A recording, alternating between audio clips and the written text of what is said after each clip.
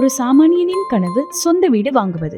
அருணிக்ஸலோ வழங்கும் உங்கள் வீடு எங்கள் சீடு. வீடு மற்றும் வீட்டு மனைகள் வெறும் 19 லட்சத்திலிருந்து.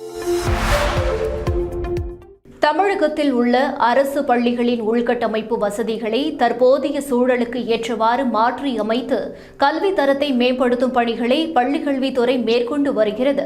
அந்த வகையில் மாறி வரும் கற்றல் கற்பித்தல் முறைகளுக்கு ஏற்ப அனைத்து அரசு மற்றும் நடுநிலைப் பள்ளிகளில் பணிபுரியும் ஆசிரியர்களுக்கும் கையடக்க கணினி வழங்கப்படும் என்று பள்ளிக்கல்வித்துறை அறிவித்திருந்தது. இதையடுத்து தமிழ்நாடு பாடநூல் கழகத்தின் மூலமாக டேப்லெட் கொள்முதல் செய்யப்பட்டு தொடக்க நடுநிலை பள்ளிகளில் பணிபுரியும் ஆசிரியர்களுக்கு விநியோகம் செய்யும் பணிகள் நடைபெற்று வருகின்றன.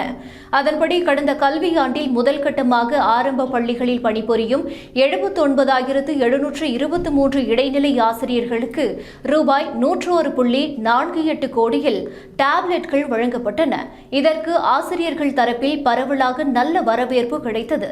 தற்போதைய தொழில்நுட்ப சூழலுக்கு ஏற்ப தங்கள் திறன்களை மெருகேற்றிக் கொள்ளவும் சிறந்த கற்பித்தல் பணிகளுக்கும் வழி செய்வதாக ஆசிரியர்கள் தெரிவித்தனர்.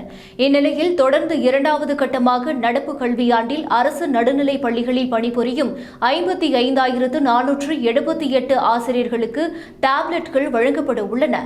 இதற்கான கொள்முதல் சார்ந்த பணிகளை பாடநூல் கழகம் மூலமாக மேற்கொள்ளப்பட்டு வருகின்றன.